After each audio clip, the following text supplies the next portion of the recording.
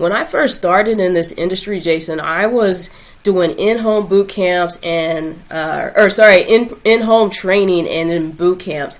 And so when I was doing in-home training, I was driving all over Kansas City to meet clients, waking up at 3:30, 4 o'clock in the morning, do a few clients, and then you have this big break in the middle of the day, and then you're back at night driving, meeting clients. So for me, that's where the business was at until 2014. And I decided that, you know what, this model is not sustainable. And I was just burnt out, quite frankly. And that's when I transitioned to that online health coaching model, which I do through Candice McField Fitness.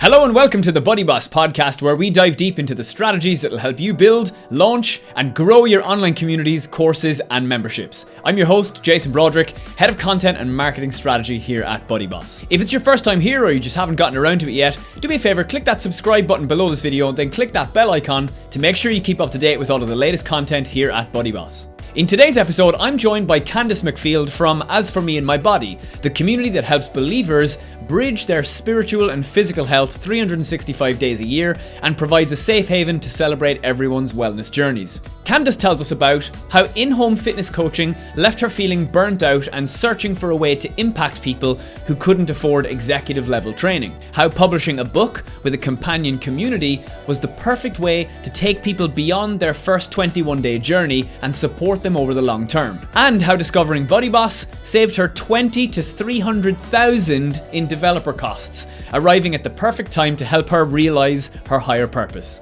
Let's dive in.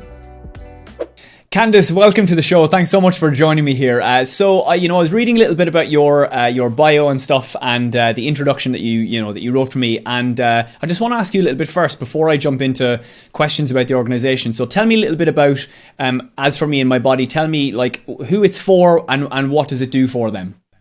Yeah, so interesting enough, As For Me and My Body, it started off as a book. So actually, a book that I wrote, right? And so my whole mission and premise was basically to help believers bridge their spiritual and physical health. Because for me, I feel like it's correlated and integrated, and faith is a big part of my life. And so I wrote the book, but as a second step, I wanted a community, right, to help. After you read it's a 21-day journey you go through. But after that 21 days, then what? And so I needed another service that wasn't like my one-on-one health coaching. And so I always had this idea in my head for a community. And for me, the whole BuddyBoss technology and you guys coming out with the app, it was just right on time. And so As For Me and My Body app is just an extension to the book to help believers, meet their wellness goals through our coaches, because I have a mental health coach, a spiritual health coach, myself as the physical health coach, a career life balance coach. So we do different challenges every month. We have weekly workouts and motivational quotes, and I do a motivational message every week. So yeah, it's just really about how can we as a community support each other through their wellness journey.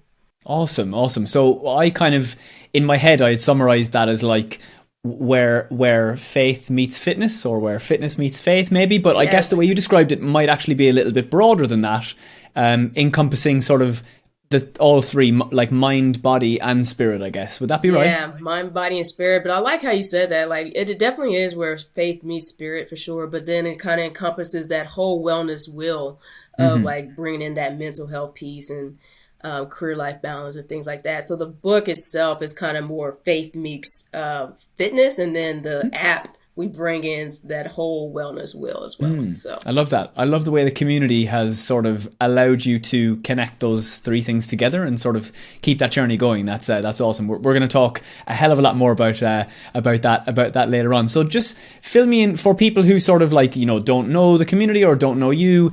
When you're describing faith, are you referring to the Christian faith, or is it a multi-faith community or multi-denominational? Yeah, I would say primarily Christian faith, but I mean, obviously, anybody spiritually like based. We don't discriminate. We welcome all. But I mean, we're very open. So I think it's more about the positivity and just being encouraged. We just kind of throw on some spiritual nuggets, and it's like I said, it's more like just to help you just move forward in your wellness journey. Amazing. That's good. Yeah, we've had quite a few other faith communities, on the podcast. I'm thinking of Nate Walker in particular, who you may or may not have seen his episode, doing some really really interesting stuff, building sort of multi-denominational faith communities through the BuddyBoss platform, connecting them all together. So that's awesome to hear. So tell me a little bit about you. So you wrote the book first. And I guess as a sort of like companion to the book, you decided to launch this community alongside it. So before all of this happened, were you a coach beforehand? Were you sort of like coaching clients already? Tell me a little bit about what business was like before the book and the community. Yeah, so and I'll take it a couple steps backwards, because before the book and community, basically when I still do this now, I do online health coaching. Right? For like basically my market is executives for that. And so it's kind of a different side of my business. But to answer your question, let's take it a couple steps back. When I first started in this industry, Jason, I was doing in-home boot camps and, in-home training and in boot camps. And so when I was doing in-home training, I was driving all over Kansas City to meet clients, waking up at whatever, 3:30, 4 o'clock in the morning, do a few clients. And then you have this big break in the middle of the day, and then you're back at night driving, meeting clients. So for me, that's where the business was at until 2014. And I decided that, you know what, this model is not sustainable. And I was just burnt out, quite frankly. And that's when I transitioned to that online health coaching model, which I do through Candice McField Fitness.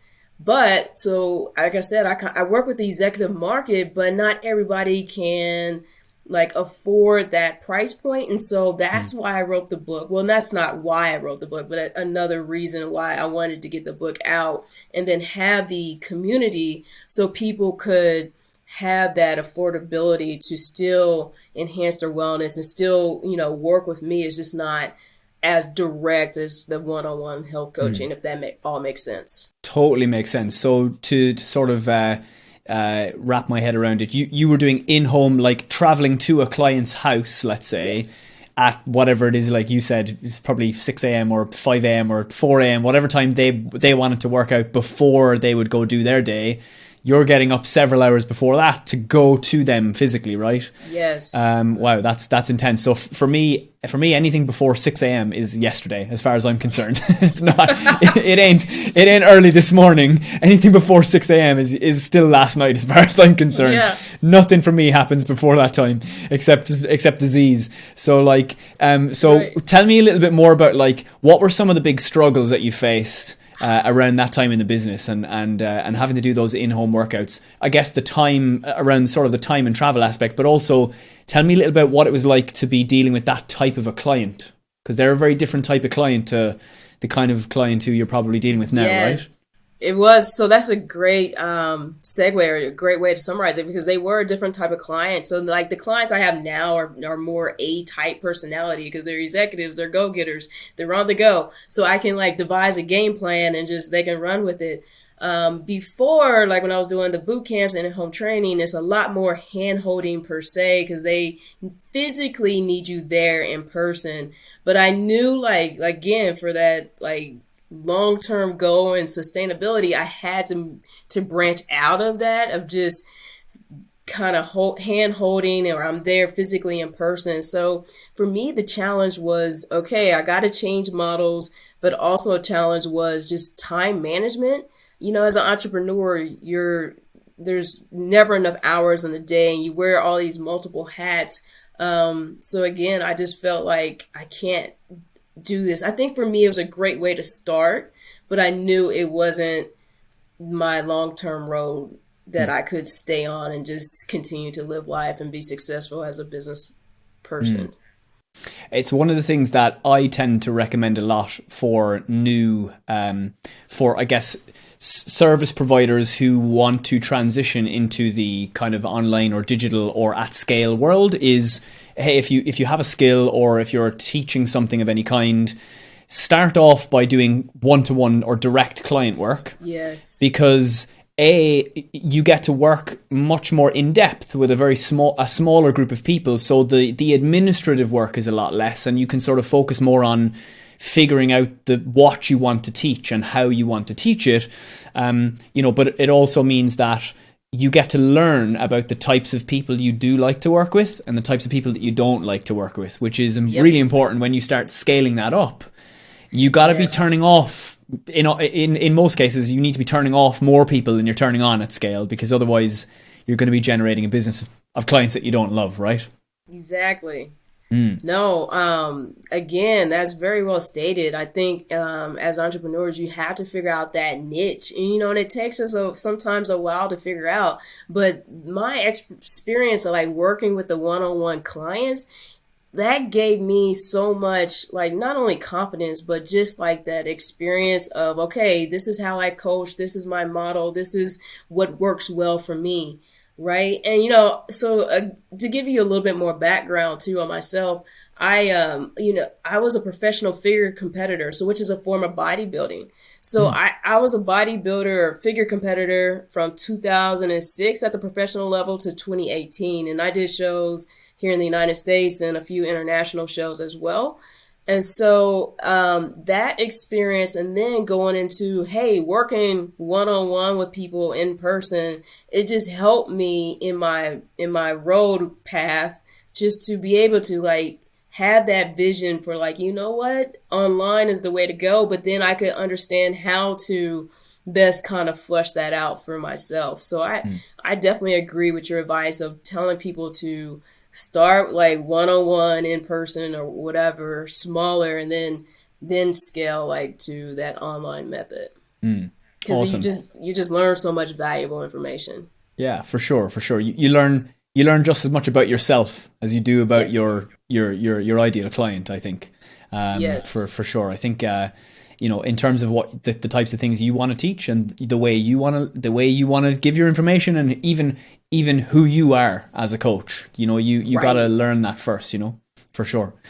So one of the things you mentioned a couple of points back was that the writing of the book was one of the reasons was it was a way for you to reach an audience who might not have been able to afford the sort of one-to-one coaching at the level that you were offering, sort of to executives and that kind of thing. And so writing the book was one of those reasons. What would you say was the most important thing, or the number one thing that inspired you to write that book, and then following on from that to sort of create the community around that book? Yeah, so I'll tell you, the number one thing for me, like, because it is like faith-based, and like I said, faith has a big part in my life. So for me, it was a calling. Like, it was one of those ideas, Jason, that like, honestly, it's probably 8 years like in my head. And, like, you have to schedule in time to write a book because it just never happens. So for me, it was like always this delay, like, I don't have time, but I knew it was something I wanted to do, and that burning desire from like God, it just never went away. And so then one day I had some downtime in my schedule, and I was like, Candice, you know what? I'm just going to write this first draft and just put this together. And so for me, it's like it's a higher purpose for me, and that's why I wrote the book, because I really feel like the subject matter of like bridging that faith and fitness is not talked about and not correlated, and people don't understand it. And so I don't know, it just, for me, it just all came together. And so that's why I wanted to do it. But then to the second point of your question, as far as the app, like I said, it's just, the book is a 21-day journey the reader goes through, but and they have different challenges to do like every day, like a spiritual challenge and a physical challenge to do every single day. But then after 21 days, wellness is much more than 21 days. It's a journey. It's a lifestyle. and I didn't want people just to drop off.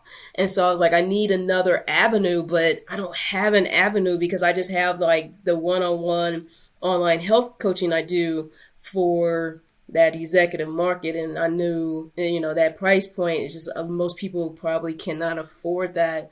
And so that's, like I said, why I wanted to develop the app. And then like that whole community I did was forever in my head. I just didn't know how to go about doing it. And then I somehow came across BuddyBoss, and I'm telling you, it was like a godsend of just your timing of releasing the app. Because I was an early bird customer, like the first initial, like when you guys first did it, like 2 years ago at this point. And so then it was like still like we signed up for it and then we waited because it didn't get released until like January, February or something like that, or March, I don't know. So I was I was in that initial realm of just kind of waiting, but there was so much to figure out along the way as far as technology and like how to make this all work. But yes, so to answer your question, like for me it was a higher purpose and calling to make all this happen. I love that. So tell me, just on a practical level, when was the book actually released? October 2020. So in the heart of the pandemic. Like 2 years ago now-ish. Yes. Yeah. And then the app, the community, I actually released that last January, like January 1st of last year. No, sorry, January 1st of this year. This year. Yeah. I was just going to say, the year's gone so quick, hasn't it? Yeah. Yes. Yeah. So did you self-publish the book, or did you go through a publisher? I have a publisher. Yeah. So I have a publisher. The company's called Launch Crate Publishing. Yeah, so in long or quick story there is like an incredible friend of mine. She's based here in Kansas City. She, again, like with this whole book, like it's been in my brain. And then she had been working at a corporate job for years. She's very creative. She's an author herself of like 8 books. And then she all of a sudden started a publishing company, right? And so it was just a good fit for me. So yes. I love that. Fortuitous. Yeah, for sure. Because I think there's a lot of I know there's 2 routes. There's you go down the traditional publishing route and then explore ways for you to sort of capture as much value from that traditional publishing route as you can, i.e. launching a companion app or a community or a membership site or whatever. And then kind of the other way that tends to also be popular is self-publishing, because you retain more of the control, retain more of the profits, proceeds, whatever. And then you use the sort of community or membership site as a sort of a companion to sort of increase the profits from what you would have lost if you'd gone down the traditional publishing route, I guess. So yeah, it's interesting to hear the traditional publishing route as opposed to self-publishing, if you know what I mean. Yeah. And that was a decision I had to weigh for myself. Like, I mean, there's no right or wrong answer. Like for everybody, you had to make that decision. But for me, like, so I would say my publisher is a traditional publisher, but the parameters around like that scale or split is like very different than a traditional publisher. And as far as that creative control, because she is like a smaller publisher, like this huge publishing house, like that creative control I still had. So that was still important to me. But yes, you're right. Like, I think it's a question like each individual had to solve for themselves. Like, okay, traditional publisher or self-publishing, there's no right or wrong answer. It's just like whatever route you take, make it work and know what you want to do and your long-term objectives. So tell me, you plan to, you're going to write this book. This book is sort of, the cogs are moving, the wheels are turning, and you decide you're going to need sort of technology as a companion to that physical book.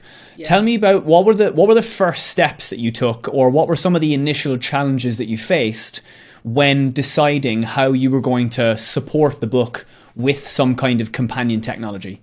Yeah. So again, taking it a couple steps back. So on the other side of my business, I was fortunate. Like I said, I started online in 2014. So even before the pandemic, but in that, one of the challenges I had was like just fitness technology and not owning that. And so over maybe 5 or 6 years, Jason, I created an exercise library of like over 1,000 pictures, videos, and that video has my voiceover, like of that demonstration of how to perform each exercise. And so now I have a different app, not BuddyBoss, but on that side, I have an app where like clients can see me. I can send their workouts. They can see me doing the exercise and videos and things like that.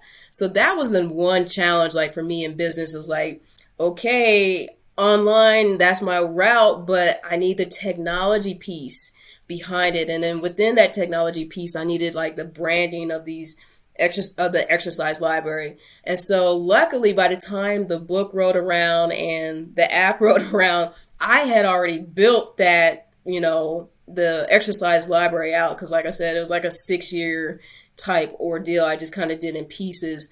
But it was like, it was still kind of like on my laptop, and it wasn't housed anywhere. So my next step was developing technology to have it housed somewhere where I own the fitness technology that I utilize with clients. And so that's what I do on the, my one-on-one side with the executives. I have like a PWA, a progressive web app. But for the book, because the scale is going to be bigger, I wanted a native app for that. And that's where BuddyBoss came in. And I must say, like, when I was looking for a developer on that other side, like the development cost to do an app is just outrageous.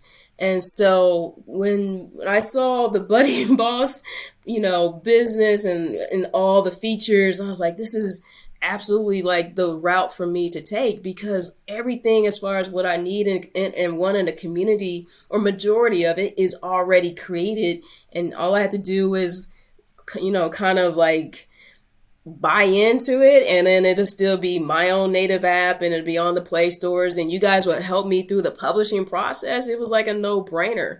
Not to say there wasn't work involved getting the app running, because it was a lot of work still. And I did the what was it called? The publishing, your publishing service. The done for you service? Done for you service. Yeah. I even went that route, and still it's quite a bit of work, but I cannot imagine how much work it would be without the done for you service. And then take it a step backwards, how difficult it would be to create something like this from scratch. And the platform, the BuddyBoss platform from scratch, the cost would be like just through the roof, where it would not be it just wouldn't be a viable business product for me for so long, until you have thousands and thousands of users to pay back that development cost. But you guys were able to help businesses like me, just make it really affordable to have something like this for our clients. That's awesome. I love hearing stories like that, because that's exactly why we built what we built, was for people just like you to like make the world of native apps a world that you had the keys to as well. That it's not just for big, massive corporations with millions and millions to spend. That it's accessible for new businesses too, and emerging experts, just like it is for massive influencers. Right. Do you have the answer might be no to this question, but do you have, when you were exploring the route of not BuddyBoss, did you get any like quotes from companies, or did you explore any like calculators or anything like that like gave you an idea of what it might have cost to build your thing without using BuddyBoss? So it wasn't exactly for BuddyBoss, but I can tell you from the perspective, like when I was looking for a developer for like that progressive web app that I built, like I probably interviewed 20 plus companies / freelancers, and then, at least got their first information about them, and then narrowed that to like 10, and maybe interviewed like that many. But yeah, that cost, Jason, ranged from anywhere from 20 grand to like $300,000 ish. Mad. It was, I felt like it was crazy, because it was very difficult to compare apples to apples. First and foremost, but then the scale of like how much this is going to cost was like all over the place. And whether it's freelancer versus like obviously a big name firm, was just Yeah, Mad. nothing that I could afford as a business investment at this point of where I'm at. So yeah.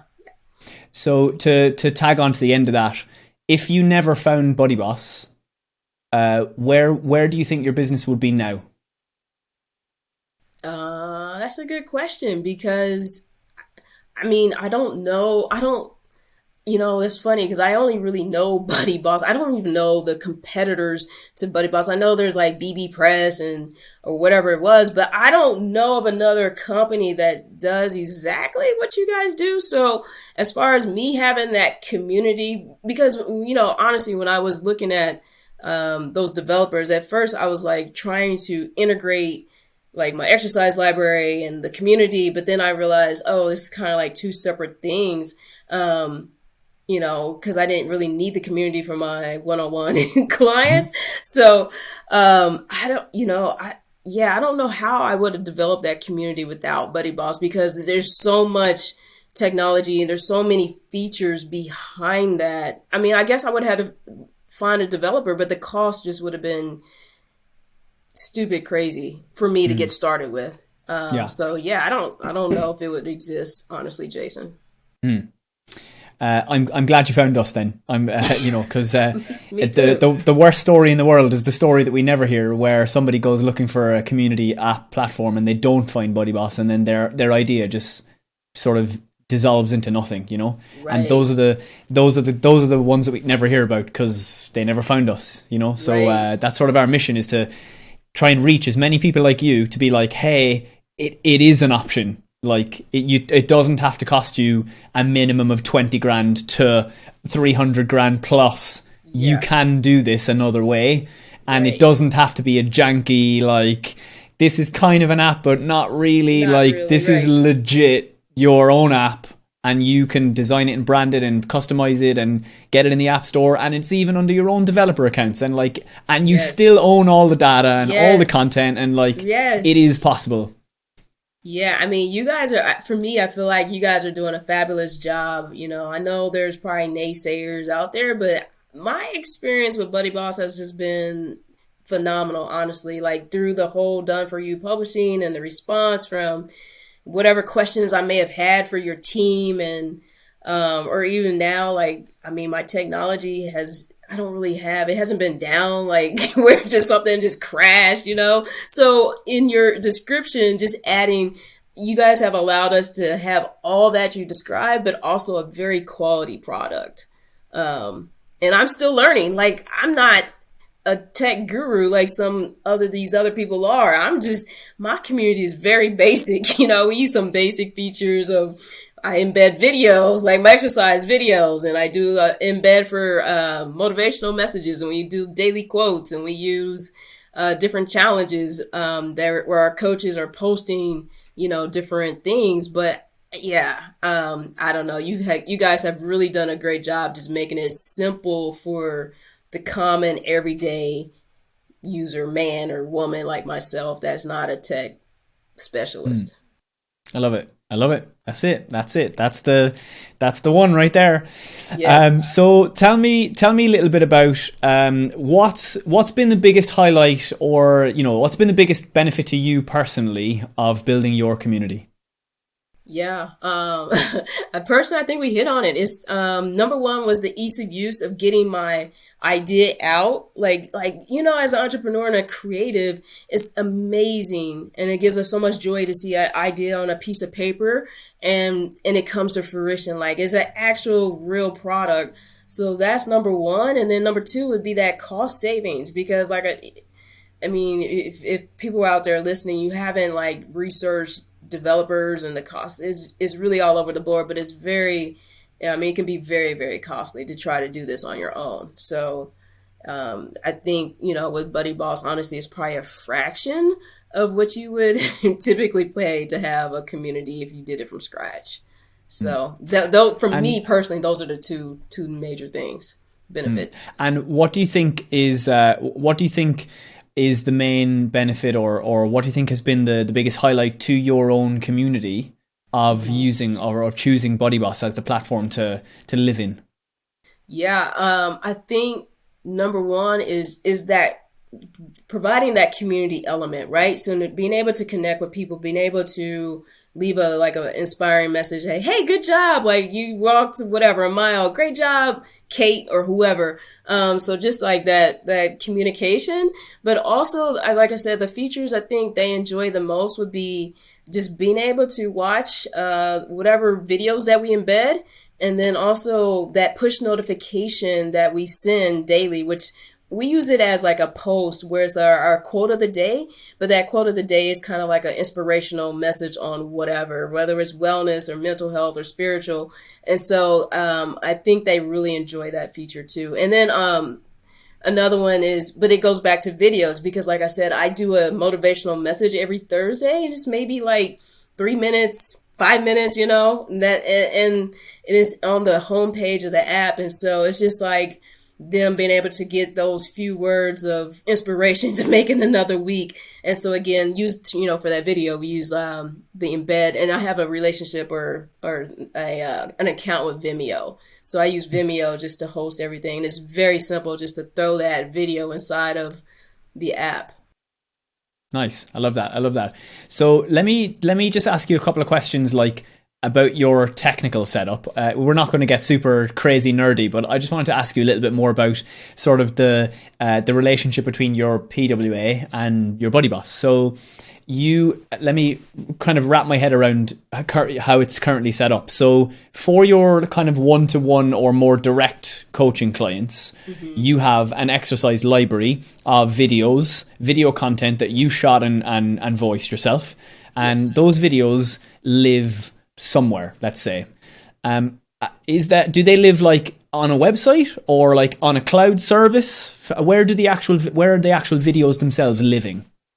Yeah, so the actual videos themselves, I house them in Vimeo, right? And so then I hired a developer to develop that progressive web app. And so when the one-on-one clients, what they see is that app.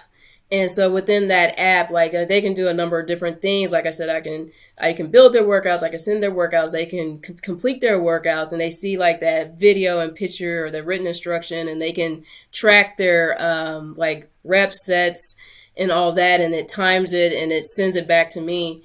But so all that is housed in that app that was built by that developer. But the videos itself are, honestly, I shot them all, but they're housed on Vimeo. Got it. Yeah. So I was just trying to wrap my head around, in my head, my mind jumped straight to, okay, how can we get all of our PWA stuff inside BuddyBoss? Like, what can we do to get her to move all that stuff into our app and have the whole thing in a unified system? Well, if you can figure it out for me, let me know. And that was the thing. I couldn't figure out the correlation. And remember I said, well, I just feel like this is separate. But if there's a way, let me know, or we could talk further offline about it too. But yeah, for sure. Yeah, I would be interested if you could figure that out for me. Yeah. I'm just thinking in terms of the things that would probably be difficult to get across without sort of custom development, which isn't out of the realms of possibility, but it wouldn't be part of the core app. Are things like the habit tracking.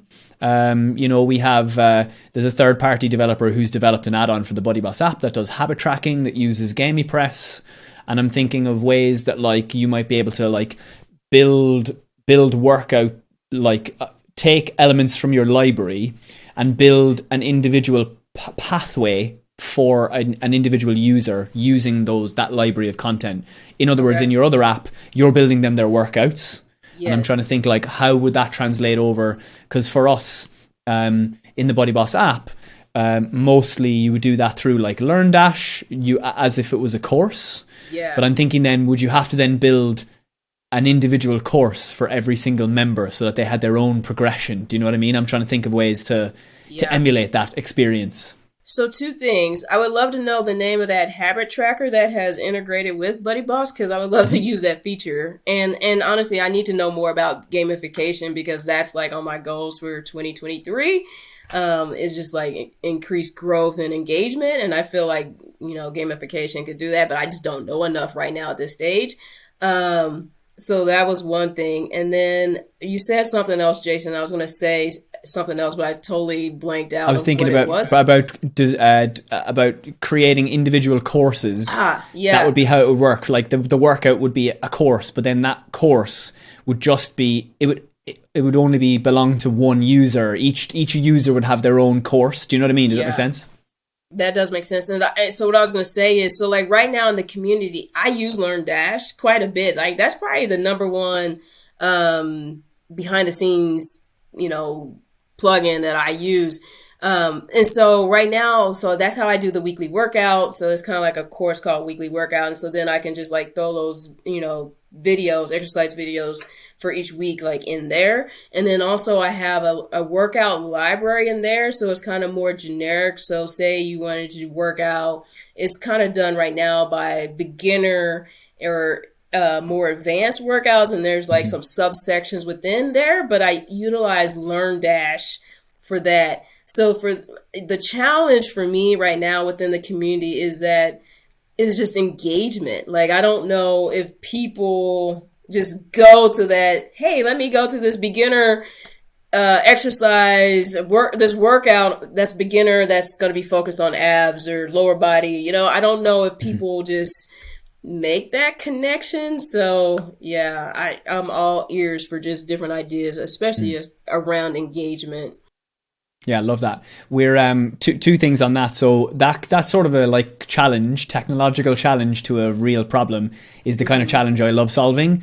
And the pinball machine in my mind is already going off of like ways we could unify that PWA stuff into BuddyBoss and how we could make that work and whatever. So let's definitely have a chat about that for sure. The other thing is with the gamification and engagement. Firstly, check out GamiPress if you haven't already. GamiPress is, firstly, it's one of the other two core integrations that we built with BuddyBoss alongside LearnDash. So it's already super integrated and it works. We built the integration and we maintain it, so it's one of our own integrations along with LearnDash. So they work really well together. But in terms of like gamification is like a bag of tools. It's like, you go to the building site and you open up your bag of tools, but if you don't have the blueprint, you still won't be able to build whatever you need to build, right? Just because you've got the best tools in the market doesn't mean you'll be able to just by magic engage your community or gamify your way to engagement.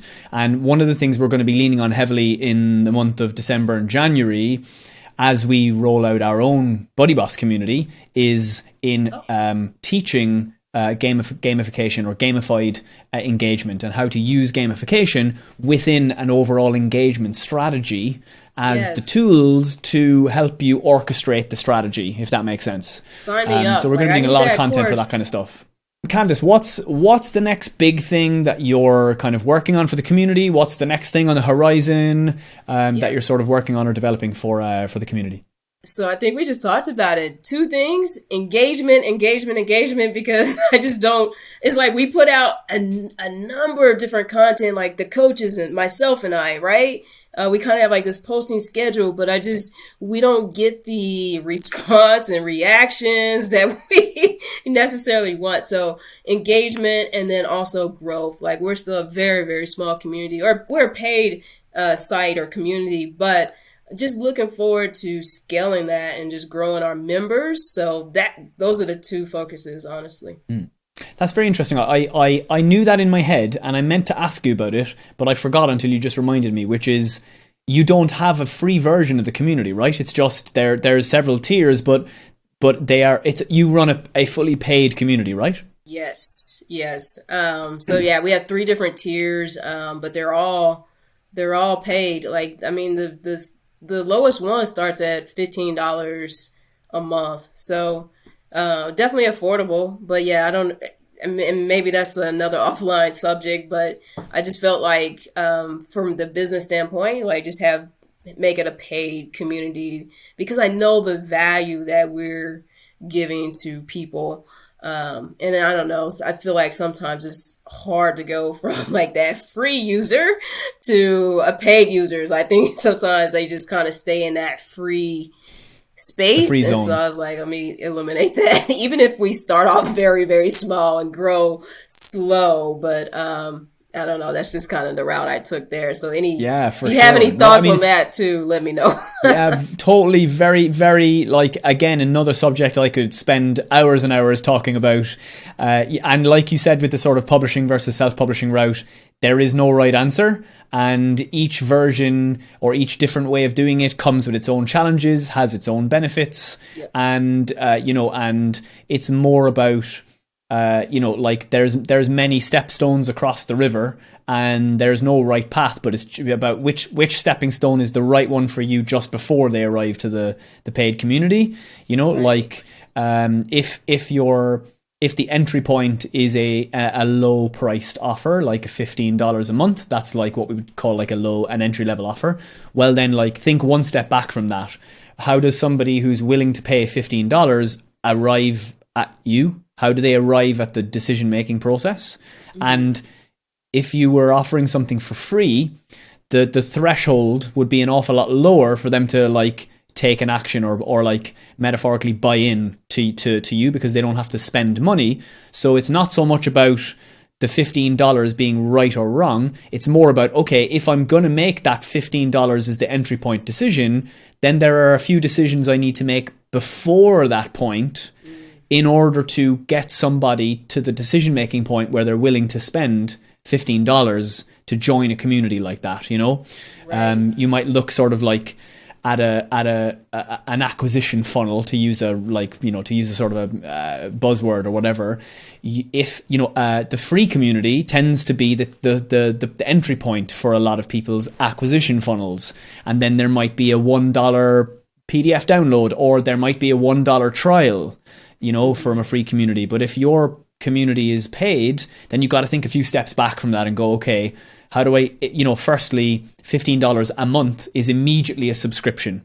So is there a way to maybe get them to spend a one-off sum of money on something so that they become a customer without immediately having to be a subscribed monthly customer? Maybe there's one level of commitment back from that is just a one-time sum. Maybe there's a splinter of content that you can sell before they become a member. Then thinking one back from that, okay, like if $15 one time for this PDF download, maybe that's the splinter. What's another way to splinter another little piece off that I can get them to make an even smaller commitment before that point? So maybe that commitment is just an email address, or maybe it's a commitment of $1, but that you got to think a few steps back to be like, how do I, this $15 a month commitment, how do I make them to commit a little bit less sooner? And again, how do I make them to commit a little bit less even sooner again? And sort of build that ladder up to the point where you have 100 people arrive at your $15 a month. Well, 60 of those people are going to say no. So if you only have 10 people arrive at that, well, then 6 out of those are going to say no. If you've only got 5 people arrive at that point, well, 4 of them are going to say no. And so for a paid community at the entry point, you have to have a way of increasing the volume of people who are willing to commit at the $15 a month threshold. Does that make sense? Yep. No, that makes perfect sense. So I think that's like a huge challenge that my team and I are needing to solve and work on and flesh out.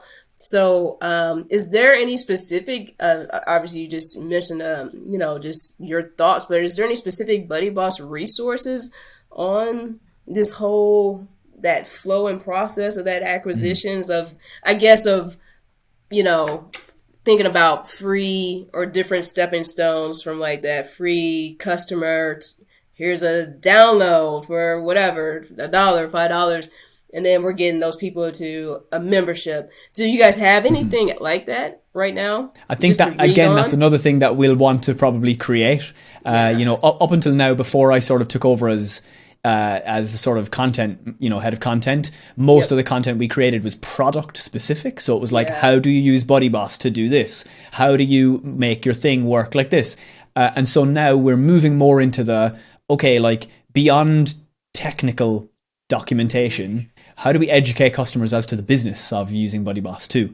But I'll put it to you this way, you've just planted a seed in my mind of something that I need to do fairly soon, and I can't promise you that something will exist very quickly, but let me just say this: the seed has been planted, watered, and like, you know, a little bit of fertilizer put on that, and I'm going to let that seed idea of a piece of content germinate. And I might have something for you sooner than you think, sooner than you might realize, related to that specific question. Sort of diving deeper into what I just gave a really quick overview on, like what does a community funnel look like? What does it look like to, like, you know, like people, lots of people know about course funnels or membership funnels or whatever, but what does a community funnel look like, and what are the different kind of variations of what a community funnel might look like to gain members? That's and that seed is planted. I mean, that'd be so, for me, so beneficial, because, you know, I'm a creator and a, you know, a fitness person, but like I have a marketing person, so I can bounce ideas off. So this would be great for us to tackle together.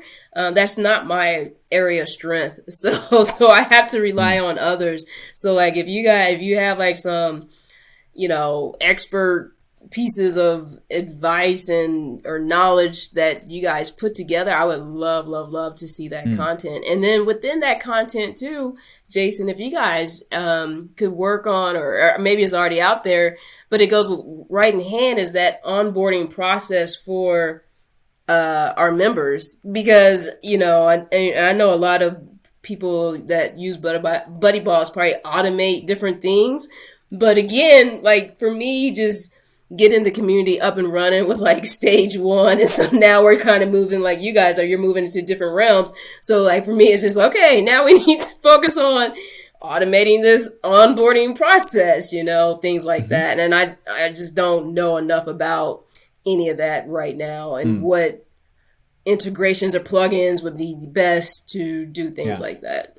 Yeah, or even why you would want to integrate these plugins. Like what it, like for me, I always go back to the sort of like, there's two halves of the challenge. There's the how, the technology, I guess, aspect of it, the tools, and then there's the why, which is the strategy. You know, why do I want to get, you know, when a new member signs up, what are the things I would want them to do to onboard them?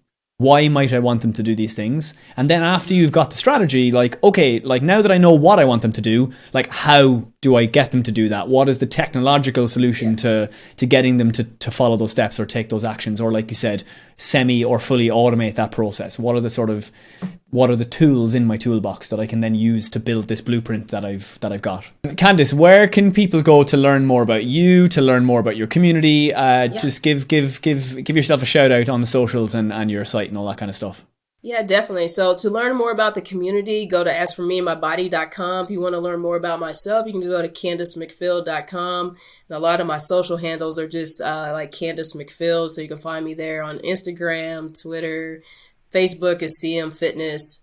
So yeah, would love to connect with you. Awesome.